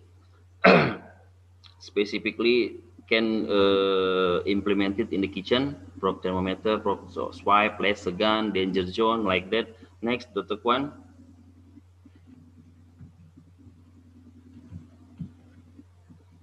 All right, this one is also specific. Okay, I think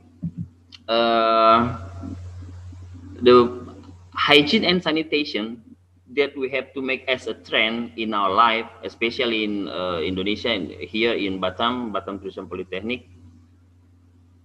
We are now bring our students to take care of themselves because some of them comes from other islands here. Yeah, we are stay in Batam. Some of our students comes from Karimun Islands, comes from Natuna Island. So we have to ensure that they have an healthy bodies. They have to make sure they are not good come to Batam. So our hygiene trends.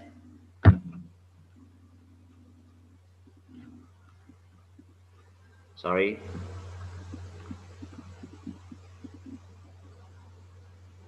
Our hygiene trends is already implemented in the campus. Okay, next to Kwan. I'd like to see next. Thank you. Next, I'd like to talking about some of the habits. Okay, next to Kwan. Sorry, thank you. Next. All right. Next. Okay, next. We have the receiving. Another one, thanks. Next to Kwan. This one. Okay, policy number 6, receiving. Why we are strictly talking about receiving? Because in Batam Tourism Polytechnic, we have some suppliers comes from outside. Yeah, especially in this situation, pandemic situation.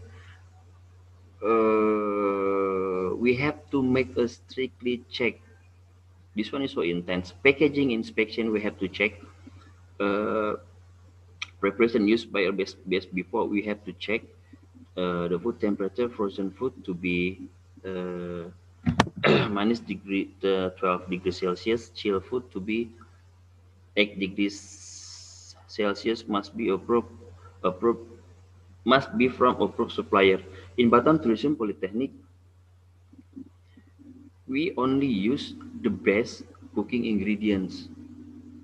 So we have to ensure all kind of things which comes to our campus free from anything. I mean, free from viruses, free from other disease, free from anything. So we have to make our food start from the ingredients is safety here. Next, Dr. Kwan. Yeah, this is what we do. We reject all kind of things that is not as per our standard operational procedure.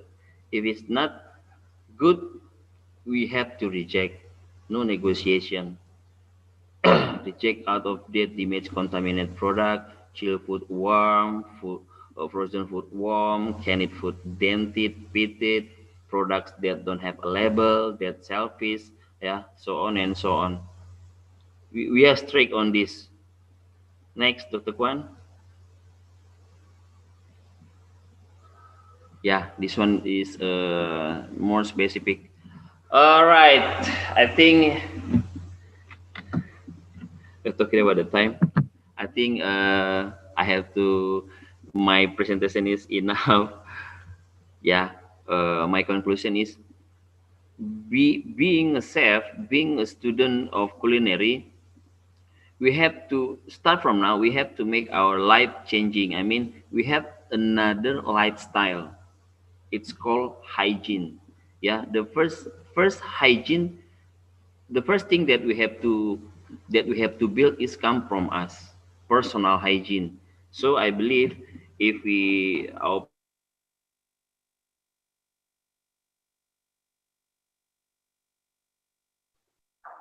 hygiene has implemented with ourselves every single day, with eating healthy food, we drink vitamins, we do workout, we can impact to the others who we met every day. Yeah, thank you, Mr. Jaka. Okay, thank you very much. Thank you, Chef Jeko. So Yes.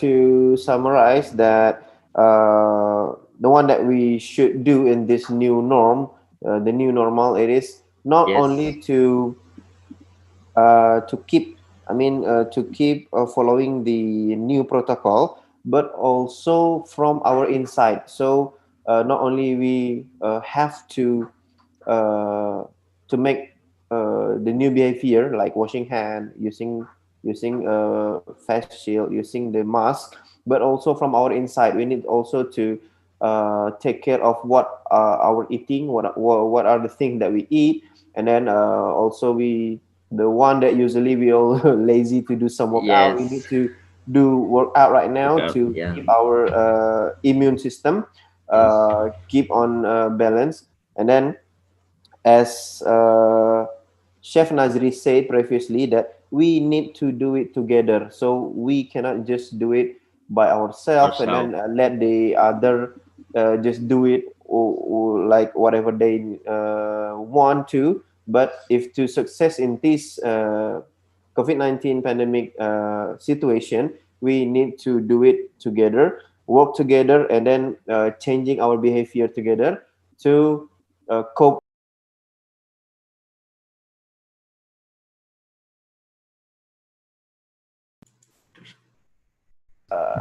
Near 5 here in Indonesia and also in Thailand. Okay. For the last session, from our side here, from our director, to express our gratitude to our panelists today. Our director would like to give the certificates for all of our guests, the keynote speaker here today, from Pak Nur. Pak Nur, could you open up again your microphone? Okay. Thank you, Jaka. Yes, Pak Nur. Yeah. On behalf of management BTP, would like to say thank you for all great speakers for today. And I would like to give you all of the great speakers here. From the first is Mr. Chakrit. Wait.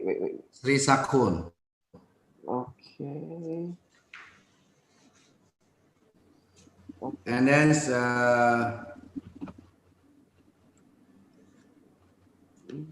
Mr. Dr. Achilles Trivedi. Thank you very much. Thank you so much. Yeah. Thank you. Most welcome, Doctor. Yeah. And then Chef Nazri Muhammad Alim.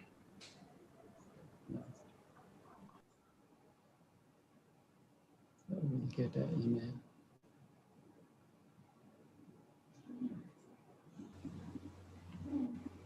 No, maybe they are adjusting. Yeah, thank you, Jaka. Okay. And then Mr. Arya Pring, Bapak Arya Pring, Harimbawa. Thank you, Pak Nur, my big boss. Most welcome, Pak. Most welcome, Pak. Thank you for your kind, Pak. And then the last but not least, Chef Jeko Nainggolan. Thank you, Pak Nur. Thank you very much. Well, once again, thank you. On behalf of management BTP, would like to say thank you for all great speakers for today. And hopefully, our collaboration today will be have a give us some sort of idea, give us some how to solve the problem in COVID pandemic for the future. Yeah. Once again, thank you, Mr. Chakrit, Sri Sakun, Dr. Thank you very much. Yeah. Yep. And then Chef Nazri Muhammad Alim, Mr. Arya Ping Alimbawa, and then Chef Jeko. Thank you for this time for today. We'll see again for future. Thank you. Thank you very much. Hopefully, thank you. Okay. My pleasure, Banur. Before we end our session today, we would like to invite our participant here today to take online photo session with our panelists here. So if you don't mind, please open up your camera. We take a photo. How can? Okay. Well, we will take a screenshot for our panelists here. Would you mind to assist Ibu Siska? Okay. So for the Pak Jaka, so all participants, please show your biggest smile because we're going to take the screen capture for today because all panelists have shown the very best presentation of the day. So for all the participants, please give me your wide smile. I will come from 3, 2, 1, smile. Okay, wait for a while because it's all for the first screen because we have 5 screens to go. Okay, so we're going to go to the second screen. Okay, please stand by, yeah? All right, so I'm going to come. Please show your biggest smile from 3, 2, 1. Stand by again. All right, nice. Now let's come up to the third screen. Please show your biggest smile, everyone. So I'm going to come from 3, 2, 1. Show your biggest smile, please. Okay, perfect. Let's come up to the fourth screen because we have 8 screens to go, and it's a very more. Okay, so please show your biggest smile. Okay, this is for the fourth screen. I'm going to come up to the next screen. Please stand by with the biggest smile again. 1, 2, 3. Okay, and the next is going to be the sixth screen. Let's come up with the screen and 1, 2, 3. Please show your smile. All right, perfect. Now let's come up to the last screen. Again, please give me your biggest smile, please. 1, 2, 3. Okay, and one more time for this is going to be for the last for all of us. Please show the biggest smile. 1, 2, 3. Perfect. Thank you so much. Please come back. Thank you so much, Sika. Thank you so much. Thank you. Thank you, Chef Nazri. Thank you, Pak Achilles. Thank you for all Thank of the you, panelists. Siti. And also, Nice to meet you all. Thank you, Raj. Okay. Thank you, Pak Arya. Thank you. Thank you.